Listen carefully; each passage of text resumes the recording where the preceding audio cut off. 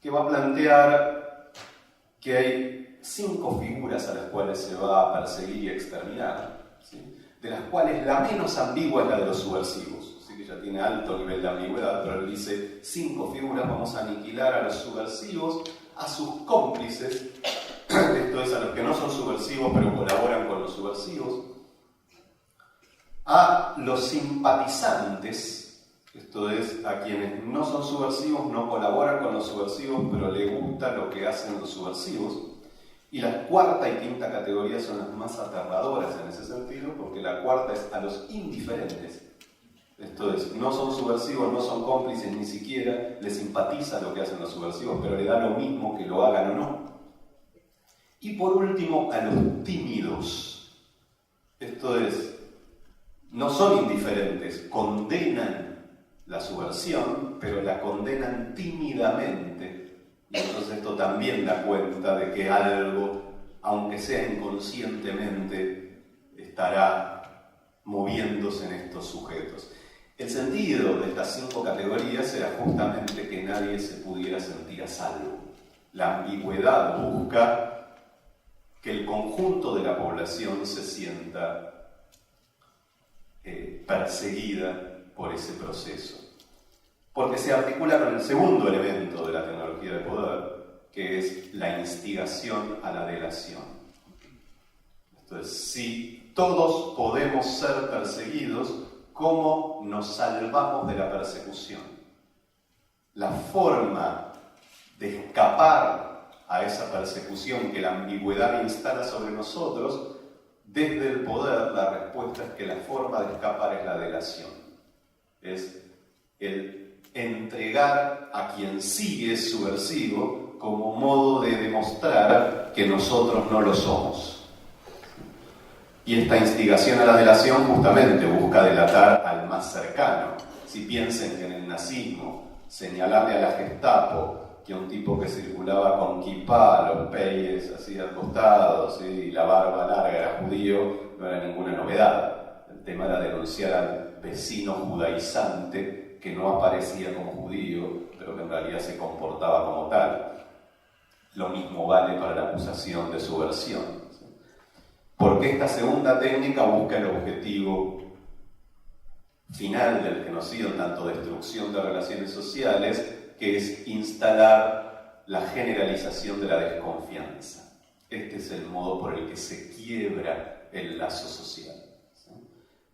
Para esto no requiere una sociedad de delatores, que nunca fue fácil de lograr, ¿sí? Yo diría que ningún proceso de persecución logró construir una sociedad de delatores, pero porque no necesita esto.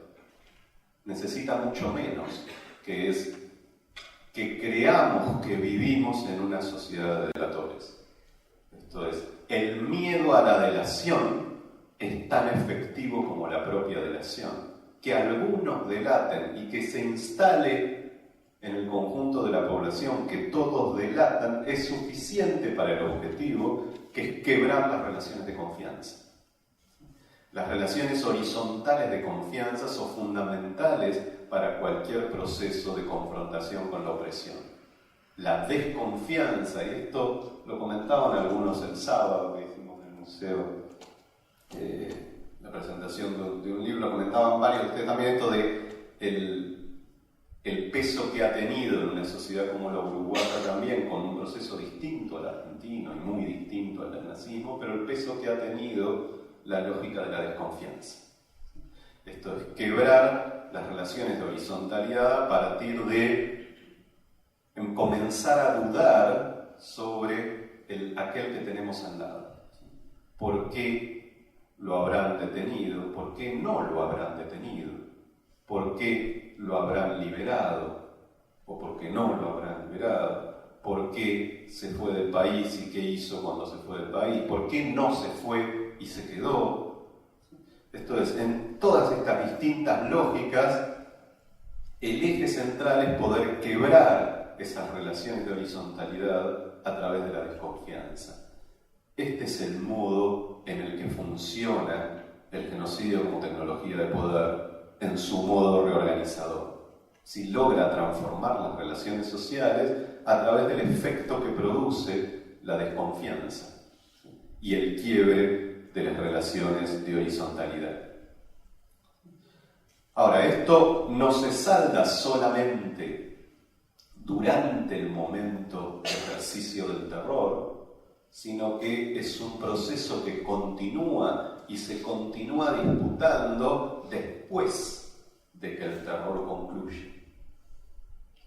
Los efectos del genocidio se observan con mucha más claridad en el post-genocidio, ¿sí? En la sociedad que emerge como resultado del atravesamiento de ese terror y en la dificultad de esas sociedades para recomponer vínculos solidarios, relaciones de reciprocidad, relaciones de confianza entre miembros de una misma agrupación política, entre distintas agrupaciones políticas, entre agrupaciones políticas y movimientos sociales, ¿sí? Entre distintos campos del quehacer colectivo que se ven atravesados producto de algo que fue descubriendo como laboratorio las primeras experiencias del siglo XX, pero sobre la que hubo una tremenda acumulación histórica, genocidio tras genocidio, que es el efecto del terror en nuestra constitución identitaria.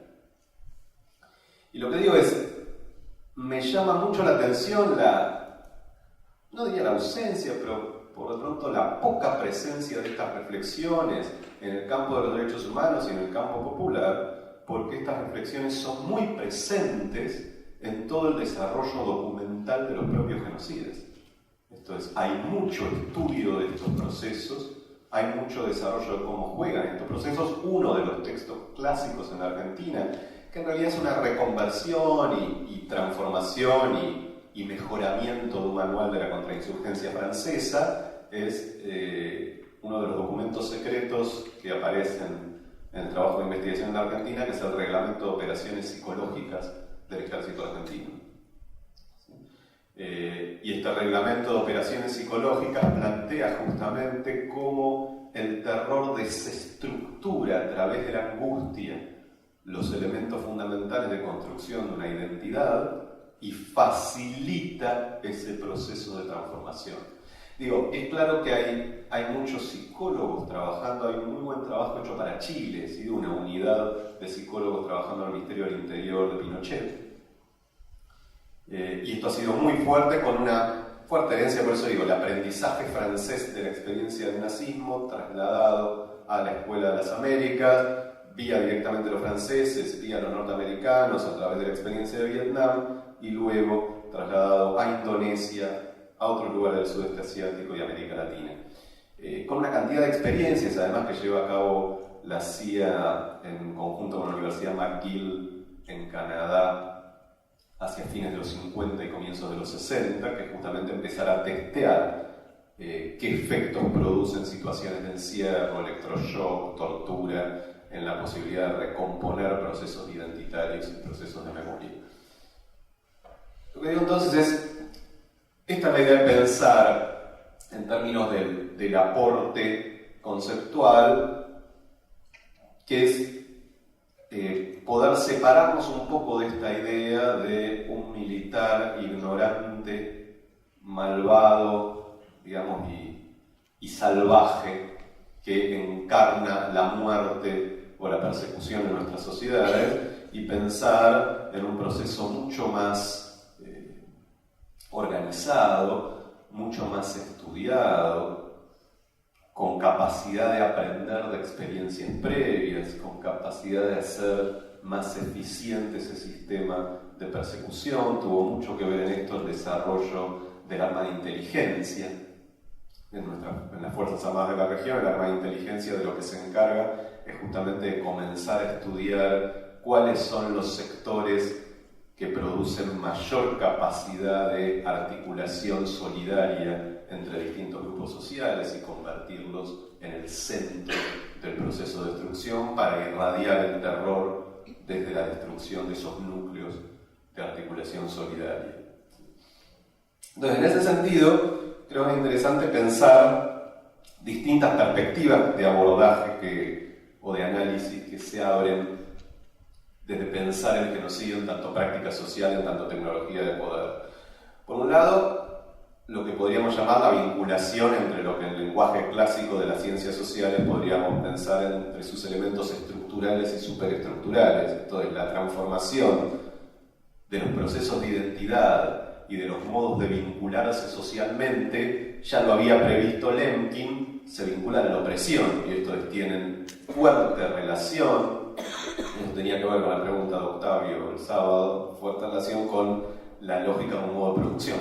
¿Sí? Esto es, no es que se deshacen las relaciones sociales o se transforman o se reorganizan solamente por el mero placer de destruir las relaciones sociales. Se destruyen las relaciones sociales como modo de destruir las mediaciones a ciertas transformaciones productivas necesarias. En el caso argentino es muy interesante porque hay salidas no genocidas previas que fracasan. En Argentina se busca transformar un orden productivo y el tipo de vínculo solidario creado por el peronismo en el movimiento popular argentino hace que esas salidas dictatoriales no genocidas fracasen y que, lejos de lograr imponer una transformación económica, generen una mayor radicalización. Y entonces, en las propias reflexiones documentales, tanto de los grupos económicos como de las Fuerzas Armadas, es que se toma, después de la rebelión que va a implicar el Cordobazo en el año 1969, la decisión de que ese orden productivo solo se puede imponer con un nivel de terror mucho más alto que el que se venía desarrollando. Si uno piensa la región en cuanto a la escala, la magnitud del terror, nos da un elemento para pensar las distintas escalas de destrucción en función de cuál era la solidez previa de los lazos sociales en cada uno de esos territorios. Por eso Guatemala, ¿sí? Porque digo, no hay otros elementos que sirvan para entenderlo. No hubo mayor magnitud de destrucción donde las organizaciones armadas de izquierda tenían más poder. Esto no nos explica las magnitudes, ¿sí? Claramente el caso de mayor magnitud es Guatemala, y para el caso otros movimientos en la región, el Frente Martí de El Salvador, por dar un ejemplo, tenían mucha más potencia militar y capacidad de confrontar al Estado que la Unión Nacional Revolucionaria Guatemalteca. La diferencia de Guatemala era esa articulación social que implicaba esa explosiva combinación entre la cultura maya y los movimientos contestatarios en la región, que hizo que hubiera que arrasar aldea por aldea, ¿sí? Para poder desarmar ese vínculo social. En la Argentina decía, hubo una escala muy distinta a la de Guatemala, pero también distinta a la de otros países de la región, producto de esa experiencia, ya no de siglos, pero sí de décadas, que había implicado el peronismo, un tanto articulador social. Pero lo que bueno, el primer elemento de análisis es pensar en estas vinculaciones entre destrucción de lazos sociales e imposición de las transformaciones productivas. En ese sentido, el genocidio implica una lógica ofensiva, y esta es la gran diferencia con el concepto de guerra. La guerra siempre se piensa en términos de cierta simetría y en función de la defensa del statu quo.